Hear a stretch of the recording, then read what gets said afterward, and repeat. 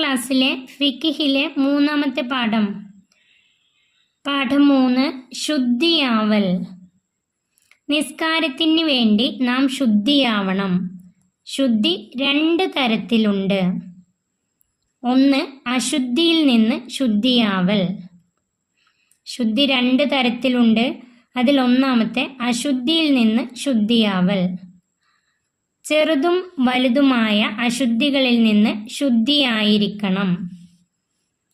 ചെറുതും വലുതുമായ അശുദ്ധികൾ, ചെറിയ അശുദ്ധിയിൽ നിന്നും വലിയ അശുദ്ധിയിൽ നിന്നും ശുദ്ധിയായിരിക്കണം. ഉളു ഇല്ലാത്ത അവസ്ഥയാണ് ചെറിയ അശുദ്ധി. ഉളു ഇല്ലാത്ത അവസ്ഥയ്ക്കാണ് ചെറിയ അശുദ്ധി എന്ന് പറയുന്നത്. അതിൽ നിന്ന് ശുദ്ധിയാവാൻ ഉളു ചെയ്യണം. ചെറിയ അശുദ്ധിയിൽ നിന്ന് ശുദ്ധിയാവണമെങ്കിൽ ഉളു ചെയ്യണം. കുളി നിർബന്ധമാകുന്ന അവസ്ഥയാണ് വലിയ അശുദ്ധി. കുളി നിർബന്ധമാകുന്ന അവസ്ഥയാണ് വലിയ അശുദ്ധി. അതിൽ നിന്ന് ശുദ്ധിയാവാൻ കുളിക്കണം. ചെറിയ അശുദ്ധിയിൽ നിന്ന് ശുദ്ധിയാവണമെങ്കിൽ വുളു ചെയ്യണം. വലിയ അശുദ്ധിയിൽ നിന്ന് ശുദ്ധിയാവണമെങ്കിൽ കുളിക്കണം.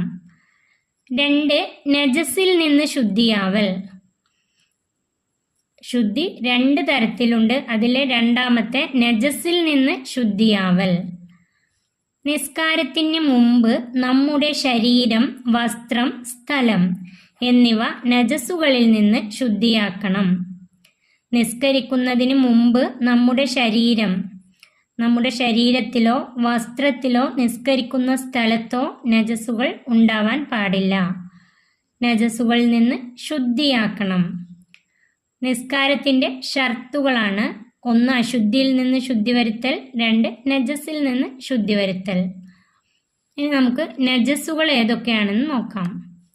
നജസുകൾ: മലം, മൂത്രം, രക്തം, ചലം, ഛർദിച്ചത്, ലഹരി ദ്രാവകം, നായ, പന്നി, ശവം തുടങ്ങിയവ നജസുകളാണ്. ഏതൊക്കെയാണ് നജസുകൾ? മലം, മൂത്രം, രക്തം, ചലം, ഛർദിച്ചത്, ലഹരി ദ്രാവകം. ലഹരി ദ്രാവകം എന്നാൽ കള്ള് പോലത്തത്. നായ, പന്നി, ശവം തുടങ്ങിയവ നജസുകളാണ്. എന്നാൽ മനുഷ്യൻ, മത്സ്യം, വെട്ടുകിളി എന്നിവയുടെ ശവം നജസല്ല. മനുഷ്യൻ, മത്സ്യം, വെട്ടുകിളി ഇവയുടെ ശവം നജസല്ല. ബാക്കിയുള്ള എല്ലാ ജീവികളുടെയും ശവം നജസാണ്. ശുദ്ധിയാക്കേണ്ട വിധം: എങ്ങനെയാണ് നജസിനെ ശുദ്ധിയാക്കേണ്ടത്? നജസുകളുടെ നിറം, മണം, രുചി എന്നിവ നീങ്ങുന്നത് വരെ കഴുകണം. നജസിൻ്റെ നിറം, മണം, രുചി ഈ 3ഉം നീങ്ങുന്നത് വരെ കഴുകണം. എന്നാൽ നായ, പന്നി എന്നിവ കൊണ്ട് നജസായാൽ 7 തവണ കഴുകണം. നായ, പന്നി എന്നിവ കൊണ്ട് നജസായാൽ 7 തവണ കഴുകണം. അതിൽ 1 തവണ ശുദ്ധിയുള്ള മണ്ണ് കലക്കിയ വെള്ളം കൊണ്ടായിരിക്കണം. 7 തവണ കഴുകണം. അതിൽ 1 തവണ ശുദ്ധിയുള്ള മണ്ണ് കലക്കിയ വെള്ളം കൊണ്ടായിരിക്കണം. എങ്കിൽ മാത്രമേ നമ്മുടെ നിസ്കാരം ശരിയാവുകയുള്ളൂ. നിസ്കരിക്കുന്നതിന് മുമ്പ് നജസുകളിൽ നിന്ന് ശരീരവും വസ്ത്രവും സ്ഥലവും ശുദ്ധിയാകണം. ഈ പാഠത്തിൻ്റെ തദ്രീബാത്ത് നോക്കാം. 1 പൂർത്തിയാക്കാം. അതിൽ ഒന്നാമത്തെ: ചെറിയ അശുദ്ധിയിൽ നിന്ന് ശുദ്ധിയാവാൻ ഡേഷ്. ചെറിയ അശുദ്ധിയിൽ നിന്ന് ശുദ്ധിയാവാൻ വുളു ചെയ്യണം. അതിൻ്റെ ഉത്തരം എഴുതേണ്ടത് വുളു ചെയ്യണം. 2 വലിയ അശുദ്ധിയിൽ നിന്ന് ശുദ്ധിയാവാൻ ഡേഷ്.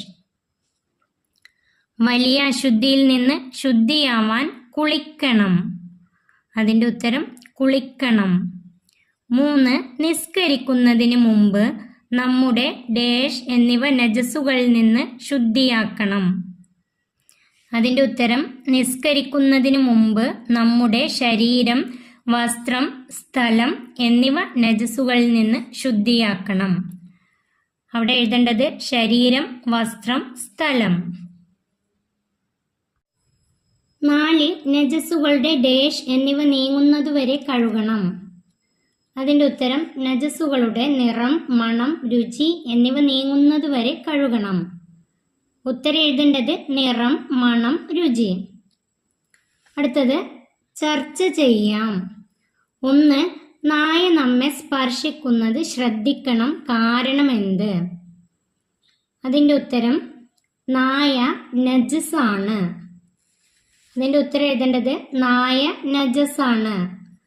നായ കൊണ്ട് നജസായാൽ 7 തവണ കഴുകണം. അതിൽ 1 തവണ ശുദ്ധിയുള്ള മണ്ണ് കലക്കിയ വെള്ളം കൊണ്ടായിരിക്കണം. നായയെ കൊണ്ട് നജസായാൽ 7 തവണ കഴുകണം. അതിൽ 1 തവണ ശുദ്ധിയുള്ള മണ്ണ് കലക്കിയ വെള്ളം കൊണ്ടായിരിക്കണം.